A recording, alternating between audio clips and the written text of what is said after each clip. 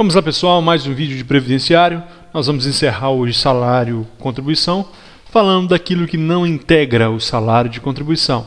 Nós vimos na aula passada quais são as hipóteses em que os valores são agregados, integram o salário de contribuição. Hoje, aqueles que estão excluídos, ou seja, não são tributáveis. A lei é muito ampla. Lá no decreto 3048, principalmente, há um rol extenso. Se a gente fosse fazer tudo, a gente ficaria no mínimo 4 vídeos, 4 aulas de meia hora para falar sobre isso. E é um assunto que não é tão importante para a nossa prova.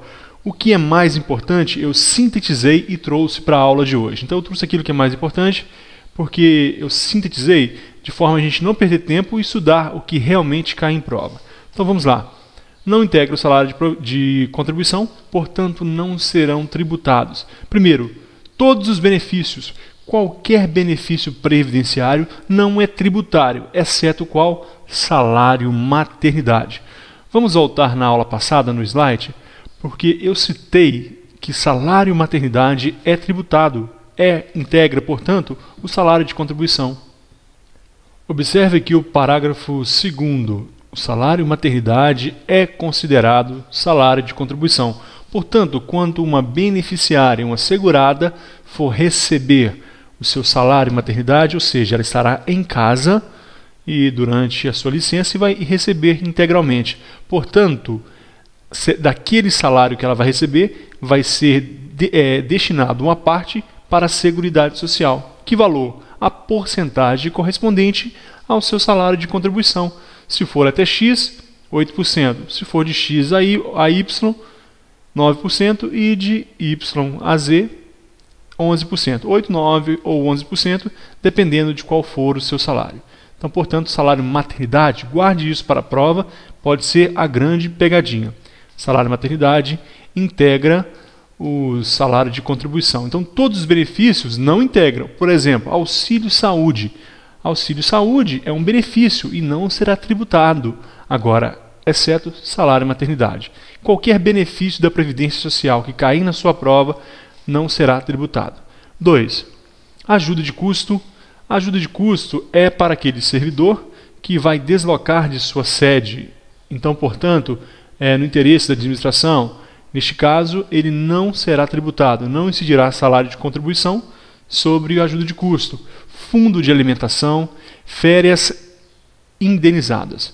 Cuidado, porque na aula passada eu falei que o seguinte, 1/3 de férias é tributado sim.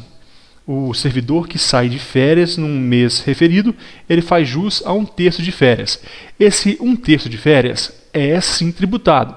Vai incidir salário de contribuição, vai incidir desconto sobre o valor do terço de férias. Agora, férias indenizadas não. Todo tipo de indenização não incidirá salário de contribuição. Não incidirá salário de contribuição, desconto, portanto, sobre nenhuma indenização. Sobre essas férias indenizadas, imagine um servidor que é demitido, mas ele fazia jus, portanto, tinha direito a férias e não recebeu, não tirou as férias. Então, ele vai receber uma indenização a título de férias. Então, são férias indenizadas e sobre essas férias não incide contribuição, não haverá desconto para a Seguridade Social.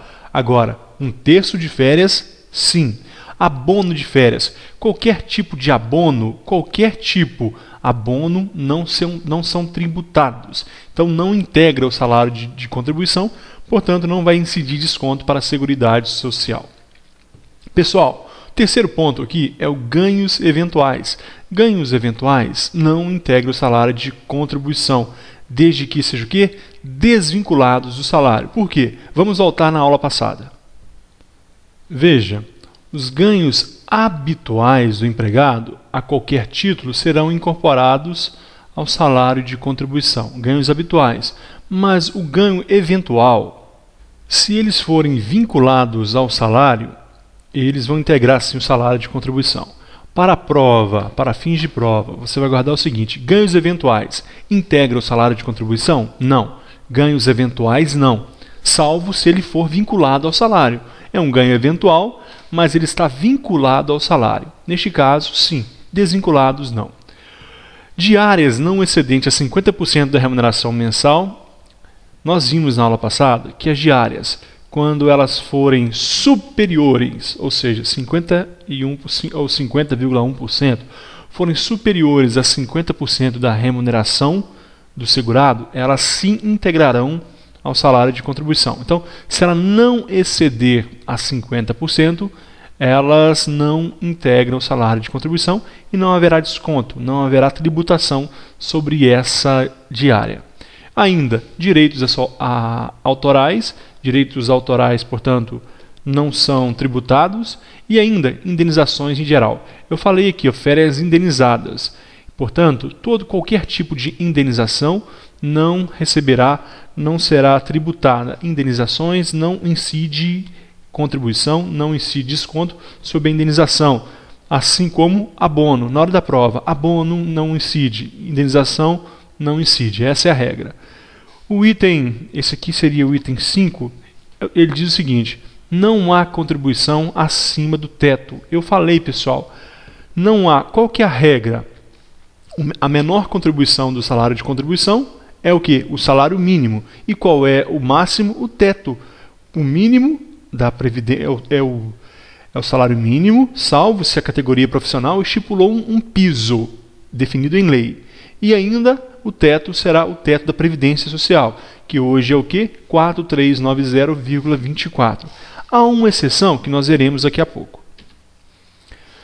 Olha, o artigo 214, parágrafo 10 do decreto 3048, ele diz o seguinte: as parcelas referidas no parágrafo anterior, quando pagas ou creditadas em desacordo com a legislação pertinente, integram o salário de contribuição para todos os fins e efeitos, sem prejuízo da aplicação das combinações legais cabíveis. Vamos ver o exemplo, depois a gente comenta. Os exemplos aí. Inciso 6. A parcela recebida a título de vale-transporte na forma de legislação própria. 7. A ajuda de custo em parcela única recebida exclusivamente em decorrência de mudança de local de trabalho do empregado. Então, portanto, nós falamos que o vale-transporte e a diária, se for excedente a 50%, integra o salário de contribuição.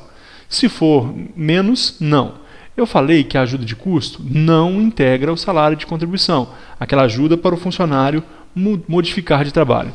Mas nesses casos de vale-transporte ou diária inferior a 50%, e ainda ajuda de custo, se for entregue ao funcionário ilegalmente, se for entregue de maneira irregular, elas sim integrarão o salário de contribuição. Portanto, vamos voltar aqui no texto do artigo 214, isso é importante para a prova. As parcelas referidas no parágrafo anterior. Todas as parcelas, todo texto que não integra o salário de contribuição, quando ele for pago em desacordo com a legislação, então, olha, violou a lei, tem que haver desconto, então, sobre o salário de contribuição, para todos os efeitos. E sem prejuízo da aplicação das combinações legais cabíveis. Pode haver advertência, suspensão, além de suspensão, demissão a bem do serviço público, não importa. De qualquer maneira, se for entregue ao funcionário em desacordo, vai integrar o salário de contribuição e deve haver desconto. Isso está na lei e deve ser observado. Mais um item do nosso edital: proporcionalidade do salário de contribuição. Proporcionalidade. Existe apenas um parágrafo que está disciplinando isso. E esse parágrafo é o seguinte: é o parágrafo 1º do artigo 214 da lei do decreto 3048. Parágrafo 1º diz o seguinte: quando a demissão, a dispensa, o afastamento ou a falta do empregado, inclusive o doméstico, ocorrer no curso do mês, o salário de contribuição será proporcional ao número de dias efetivamente trabalhados, observado as normas estabelecidas pelo Instituto Nacional do Seguro Social. Importante para a nossa prova: proporcionalidade do salário de contribuição acontece somente nessas hipóteses. Por exemplo, quando o funcionário ele começou a trabalhar dia 15 dia 15 do mês. Ele entrou no serviço no dia 15. Então, do dia 15 até o dia 30 será contado. Então, será proporcional. Ou ele, por exemplo, demitido no dia 15. Então, vai contar somente 15 dias. Neste caso, haverá uma proporcionalidade do salário de contribuição. Olha, nós temos admissão, nós temos dispensa, ou até mesmo afastamentos, por exemplo, para afastamento para tratar de assuntos particulares, onde ele não receberá, ou até mesmo por falta. Ele faltou vários dias. Neste caso, ele não vai receber integral por causa disso e, portanto, o salário será proporcional. Qual é a regra do salário de contribuição que eu falei? O piso é o salário mínimo, 724 na data de hoje, ou, se a categoria profissional estiver estabelecido um piso em lei, será aquele da categoria. E o máximo, o teto da Previdência Social, que é 4.390, de acordo com o seu salário, 8%, 9% ou 11%. Só que aqui existe a exceção que nós comentaremos agora. A exceção é a seguinte: portanto, existe a possibilidade de haver salário de contribuição inferior ao salário mínimo mensal. A regra não diz isso, mas existe essa exceção e pode ser aí uma questão de prova. Isto fundamenta-se no fato de o salário mínimo poder ser dividido no seu valor por dia ou por hora, caso em que, se somado, poderá implicar em valores inferiores ao mínimo determinado em lei. Portanto, neste caso aqui, olha, admissão, dispensa ou afastamento, ou até mesmo falta do empregado, o servidor poderá receber naquele mês menos de um salário mínimo. Neste caso, se o salário for tão baixo assim, né? Neste caso, o que acontecerá? Proporcionalmente, o salário de contribuição será inferior ao mínimo, é a única hipótese. Ok? Guarde essa exceção, que ela é importante. Reajustamento do salário mínimo. Está no artigo 28, parágrafo 5º da Lei 8.212 de 91. Está no nosso edital, reajustamento, então vamos lá. O parágrafo 5º da Lei Orgânica da Seguridade Social diz o seguinte: a Lei Orgânica da Previdência Social, né? O limite máximo do salário de contribuição é esse valor em cruzeiro, reajustado a partir da data da entrada em vigor dessa lei, na mesma época e com os mesmos índices que os reajustamentos dos benefícios de prestação continuada da Previdência Social. Importante para nós é a parte final: reajustado a partir da data em vigor da lei, na mesma época, ou seja, olha, sempre na mesma época, na mesma data, e com os mesmos índices de reajustamento, dos benefícios de prestação continuada da Seguridade Social, da Previdência Social. Então, portanto, pessoal, nós temos que guardar o quê? Se você ler a lei, vai estar aqui 170 mil cruzeiros. Apesar de cruzeiro ser algo que nos traga alegria, nós não devemos guardar isso, porque os valores são sempre atualizados. Nós temos de guardar que o valor reajustamento do salário de contribuição ocorre sempre na mesma época que acontece o reajustamento dos benefícios de prestação continuada. Por exemplo, pensão, aposentadoria, eles são reajustados anualmente na mesma época, e na mesma época acontecerá o reajustamento do salário de contribuição.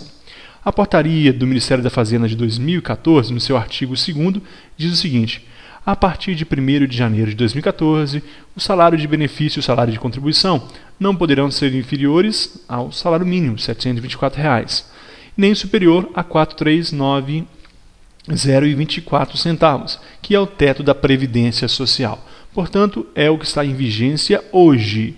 Se o concurso atrasar, isso pode modificar. Então, portanto, o importante saber é que são reajustados na mesma época em que se reajusta os benefícios de prestação continuada da Previdência Social, pensão, aposentadoria, entre outros. Reajustamento do salário de contribuição. A exceção, banca de concurso gosta de exceção. Por isso, cuidado com aquela parte que eu falei, que há uma exceção em que o salário de contribuição pode ser menor que o salário mínimo, em caso de admissão, dispensa ou até mesmo falta de trabalho dentro do mês, no meio do mês ali. E a exceção aqui do reajustamento do salário de contribuição. A exceção é o salário maternidade, que não está sujeito a este teto.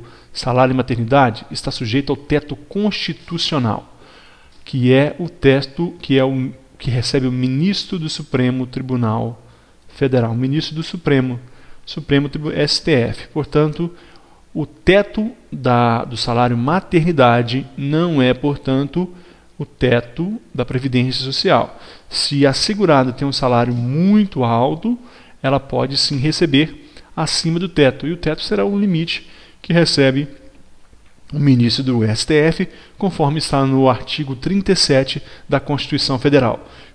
Existe exceção para o piso? Existe.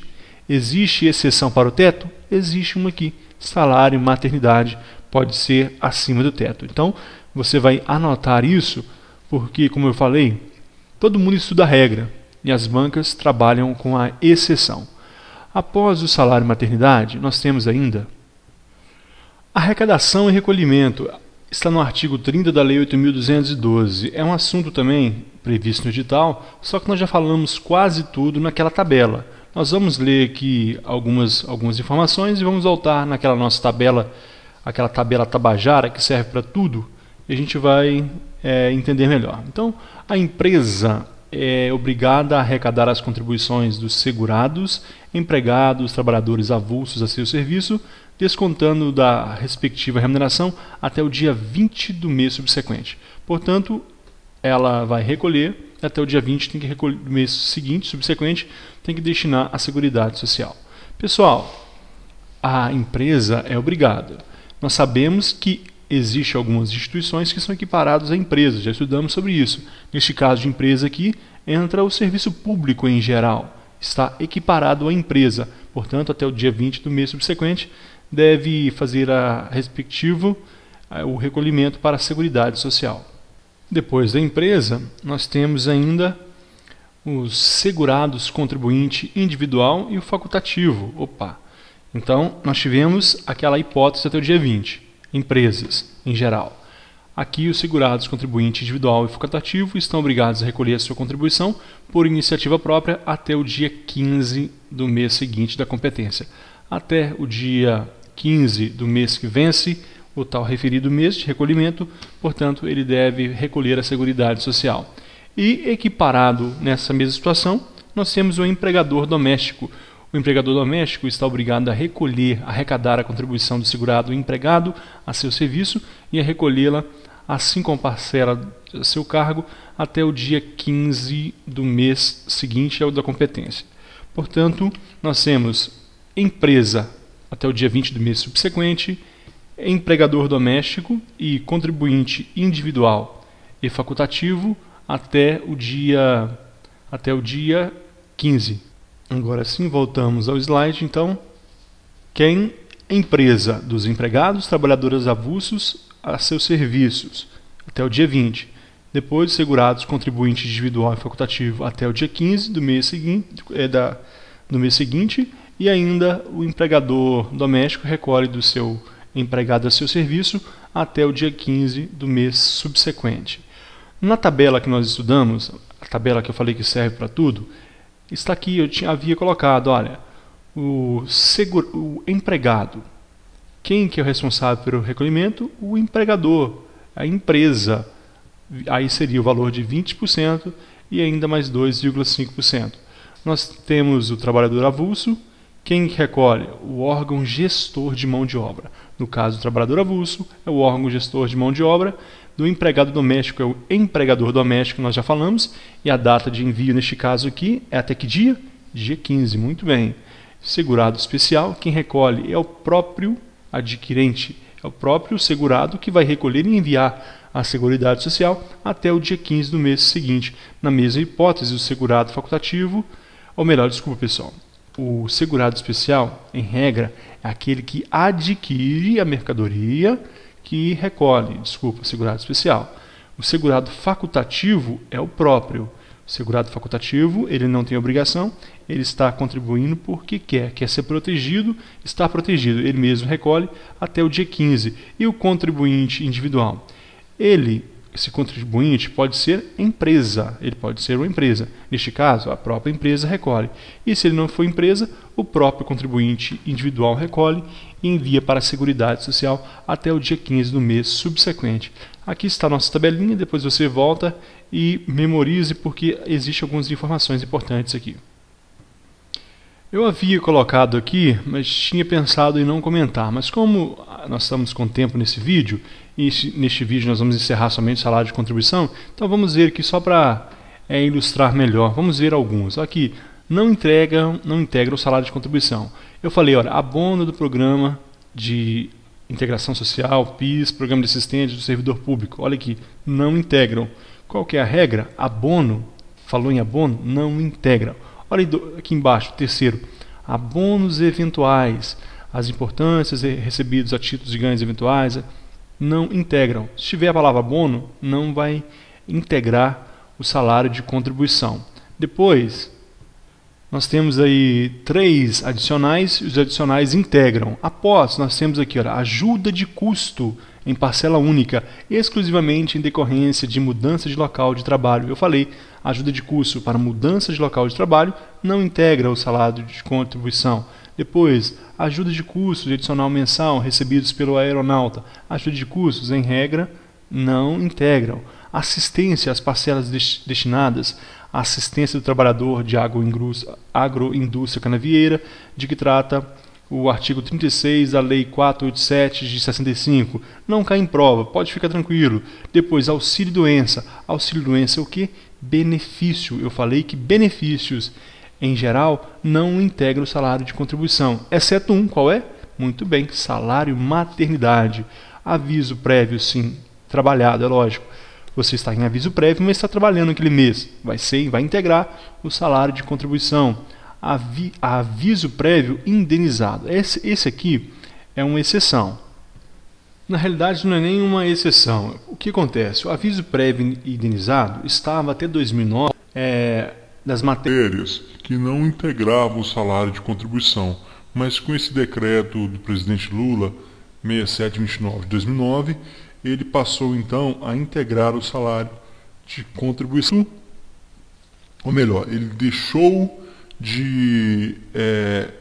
ele não fazia parte. Agora sim. Ele estava no rol daquilo que não integrava o salário de contribuição. Aí com esse decreto ele passou a integrar.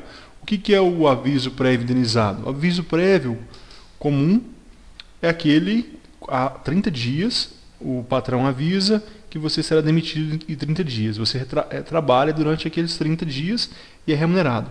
O aviso prévio indenizado é uma remuneração que você tem direito. Se seu patrão não avisa que você será demitido, aí no dia ele vem e te demite. Então você faz jus ao aviso prévio indenizado, que é uma remuneração equivalente a mais 30 dias.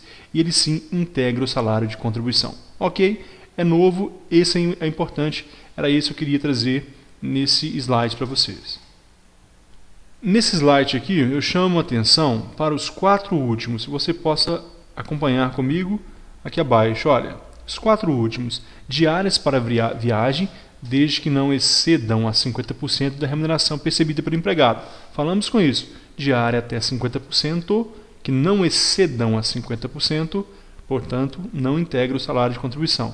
Depois, diárias para viagem pelo seu valor global, quando excederem a 50% da remuneração do empregado, da remuneração mensal ali do empregado. Neste caso, sim, integram. Direitos autorais, os valores recebidos em decorrência da cessão de direitos autorais não integram o salário de contribuição. E dispensa a importância prevista no inciso 1 do artigo 10 do ato das disposições constitucionais transitórias pela dispensa imotivada. Portanto, aquele valor que o funcionário vai receber, se houver uma dispensa imotivada, isso aqui é mais no caso das instituições privadas. Neste caso aqui, não integrará o salário de contribuição. Aqui, portanto, nós citamos o que havia de mais importante aqui nas parcelas que não integram o salário de contribuição. Terminamos aqui esse assunto e no próximo nós falaremos das competências do INSS e da Secretaria da Receita Federal do Brasil. Muito obrigado e até o próximo vídeo.